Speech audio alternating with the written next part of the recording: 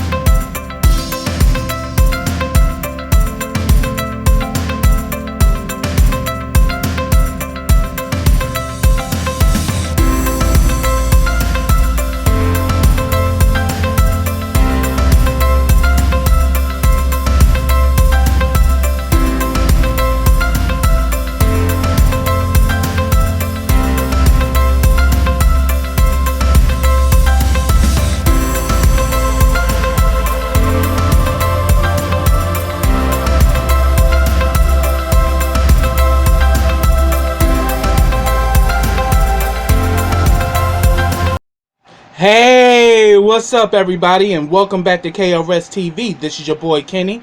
Now remember, subscribe to my channel and click that bell so you get notifications every time I drop a video. Also, follow all the information I have in the description box as well as the comment section. Also, like this video, comment on this video, and share this video. Now before I get started with this review, let me send a special shout out to Metro Health DC. We are currently running a campaign, All Boys on Blue. Definitely check out those two links in the description box in the comment section. And if you're interested in getting signed up for services, if you're in the DMV area, click that form in the form link in the description box in the comment section to sign up to start getting services with Metro Health DC.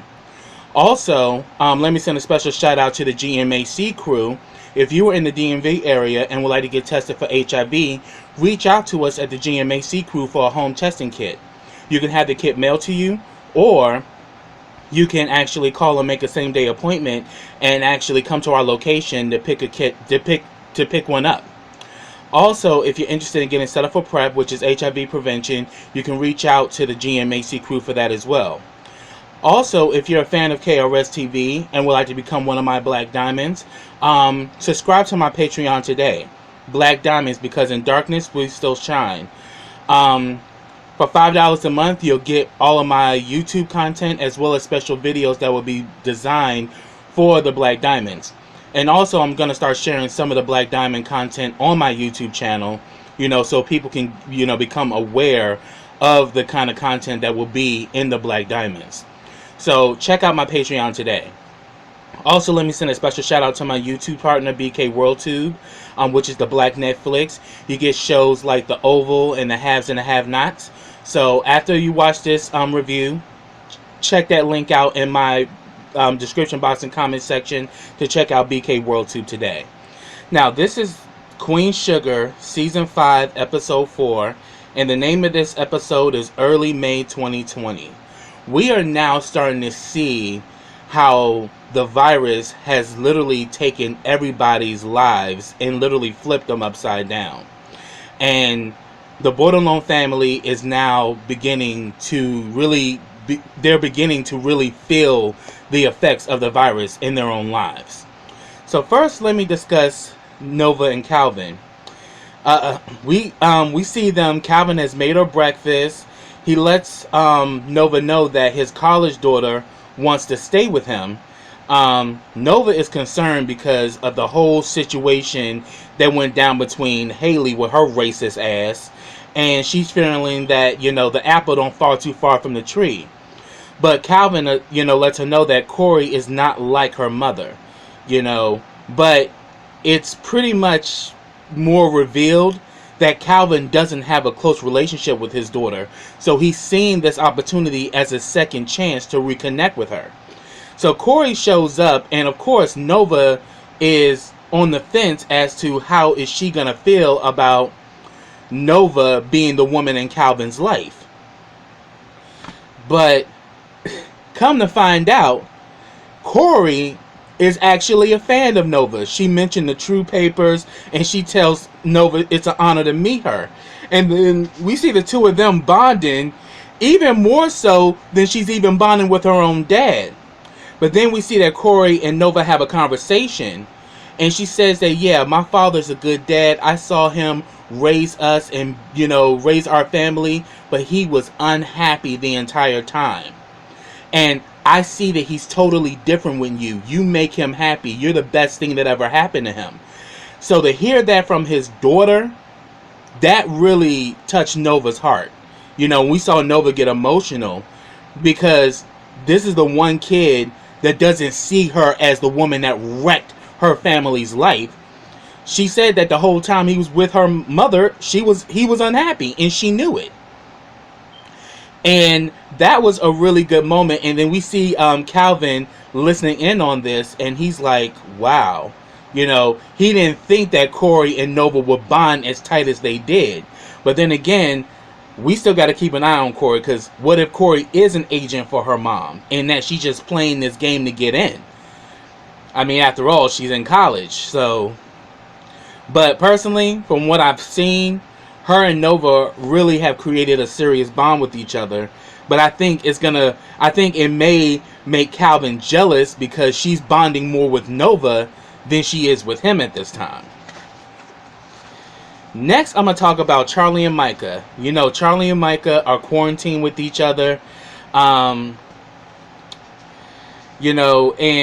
of course, Micah is talking to this new girl who he's really hyped over. And, he had mentioned in the last episode that him and Kiki broke up. So when Charlie wants to ask about the new girl, he immediately takes her call and he was like, wow. Scissor over salad. I cracked up at that. I was like, yeah, Micah has got his head up in the hills or whatever. But then later on, Micah and Charlie have a conversation, and she mentions to him that she was almost a teenage mother, because when he was conceived, she was still in high school. And she said that, a lot of people gave her shame because of it. The fact that, here it is, she's on the cusp of going to college and she gets pregnant. And she said when she told Ernest, he was like, so Michael was like, well, what did Grandpa say? And she said that what he told her was that, you're my amazing daughter. You were my amazing daughter yesterday, you are today, and you will be tomorrow. That was his answer. But she said that she made it work. First year of college, he was born before she got to college.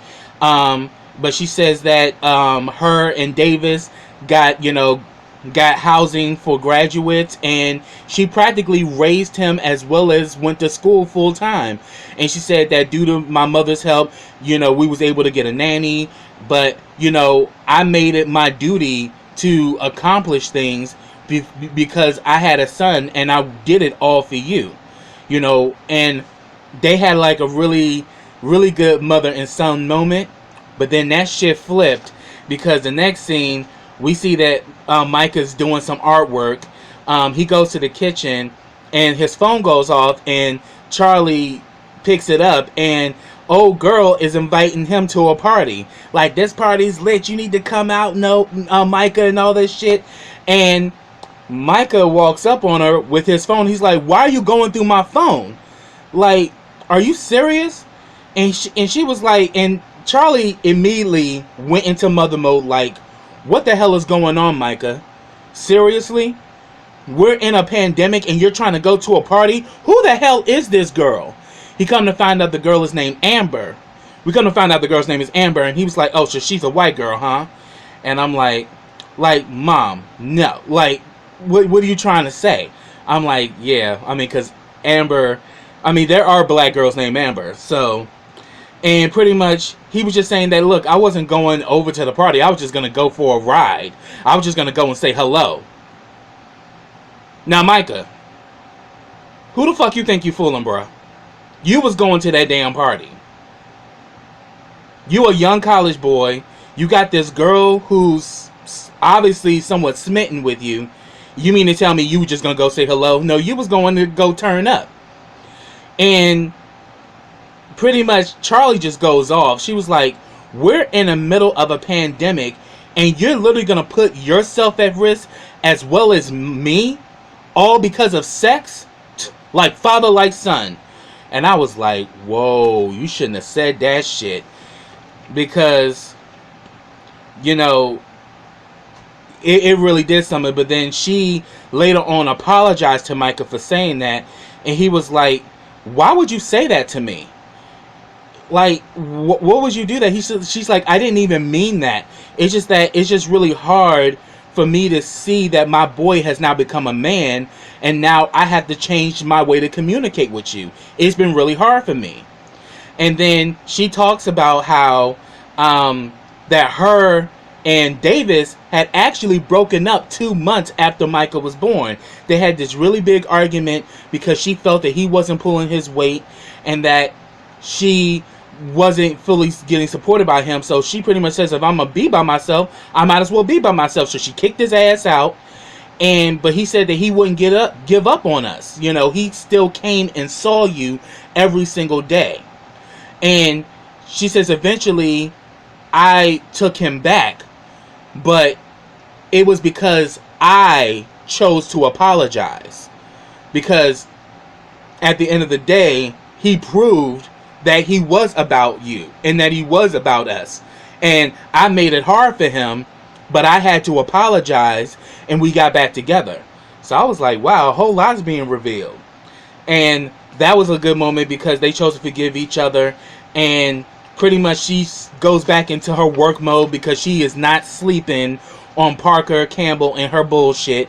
So she's trying to find the old parish bylaws or whatever. And he was about to leave out, but he chose to stay and help work with his mother. So now they're developing a new relationship as mother and son. And he's like, this feels great that we're both, you know, fighting to save the world together. So that was a really touching moment. Next, I'm going to talk about, you know, pretty much Vi and Prosper. Vi has a conversation with Hollywood on the phone. We come to find out that you know, his mother, Willie Mae, has been sent to the hospital. They won't let him see his own mother, you know, because of COVID. And, you know, Vi wants to come up there and join him, but he told her to stay put. You know, he doesn't want to put her at risk. But she says that in his name, she will be healed. So they're trying to stay positive that she will get through this. But from the looks of things, it's not looking really good. Then we see, you know, Vi calls Prosper, and she pretty much invites Prosper over that, look, you by yourself, I'm by myself because Hollywood's up there, you know, attending to his mother. Why don't you come over here? I'll make you a good plate, and you won't be by yourself. You know, so this was good because Prosper has literally been by himself and has been watching the news and all of that, and it's made him extremely depressed. Trust and believe, a lot of us have felt the exact same way that Prosper's feeling. So she offers for him to come stay with her, which, you know, Prosper agrees because Prosper has been lonely and he has been going through it. And Vi is like, you know, won't you come over here and stay with me? At least I'll have company, and at least we'll be able to get through this together. We won't be alone. And she says that we have to really stick together during this hard time. So even through this hard time, you know, Vi is still fighting to keep a positive spirit, and she's also trying to do the same with Prosper. Then Hollywood later on calls her and tells her that they're going to take her off the ventilator tonight. And she pretty much speaks to Hollywood's soul that you be that man that she made you to be. You know, she will always be with you, no matter what. You know, she's a major part of your life, and you be that man that she raised you to be, and don't lose that person. And later on, she does tell Prosper that, you know, she had passed away, and this completely hurts Prosper to his heart. And she was saying that he said that she is the 5th person that I know that has died from this in 2 months. And she says, why us? Why this way? And pretty much she says that, you know, we're going to get through this. We will get through this. So that was a really touching moment, you know, because that's one of the things that's been eating up Prosper, that he's experienced so many deaths within this 2 month period of people that he knew, and that's eating away at him. But mostly it's really going after the elderly, and that was a really, really intense moment, because Vi's like, we're gonna get through this. And it's good that Prosper's there, because now he has someone to interact with, and he's not going through this pain alone. But we definitely saw, I'm definitely going to get more into Hollywood in a second. But now let me talk about Ralph Angel. We see that Ralph Angel and Darla are making a life together. She's reupholstering the sofa. He sees that there's clothes on the line. He actually takes the clothes down, so he's helping Darla in the process. We see that they interact with Blue, and I must say, Blue is a genius, and Blue is, talking to them about temperatures and all of that, and he's just blowing them away of how smart he is. I mean, he actually blew me away too. I was like, oh, Blue's a genius. And they say that a lot of genius kids, they pretty much stick to themselves. And Blue mostly is the only child, so Blue is always mostly by himself, unless when he's at school. So he's used to being by himself, and he's cool with it. Then we see at Ralph Angel is now a custodian at the nursing home, and he meets one of the residents, this guy named Mr. Reggie, and pretty much he is talking about his wife. They've been married for 57 years, and she's a part of the different part of the hospital, and she has dementia. So we see that Ralph Angel has started to develop like a friendship with Mr. Reggie. Then we see a scene with Darla and Ralph Angel, and Darla has a breakdown. He was saying that Blue seems like to be taking this so well, and she's like, he's bored. I'm like, no, boo-boo, that's your ass. Blue's fine. Blue listening to his music, jamming, doing his thing. Like, Blue is used to being by himself, so this is pretty much deja vu for him. And he's kind of taking it well, but she's not, and she pretty much just expresses the fact that I can't deal with this. I've been laid off. I haven't been able to attend my AA meetings. She just broke down. But I loved how Ralph Angel handled it. He pretty much says that, look, I got you. We're gonna be good. We're gonna get through this. And he was able to calm her down. Cause it's like, yeah, definitely, quarantining is starting to eat away at her, because she's stuck. She can't go nowhere. She can't live her life the way she normally did. She was on the verge of becoming a manager, and now she's been laid off. And, she's been furloughed, and her whole livelihood has been turned upside down. But Ralph Angel understands this, and he lets her know, I got you. We're going to get through this. Then we see another scene where he interacts with Mr. Reggie, and Mr. Reggie this time is really sad. And he says that, a lot of people don't get it. When you young and everything, and you hustling, and you out here making money and all of that, but at the end of the day, it don't amount to nothing. Because unless you have someone, you love, and someone who loves you back. And, especially on the day that you were born.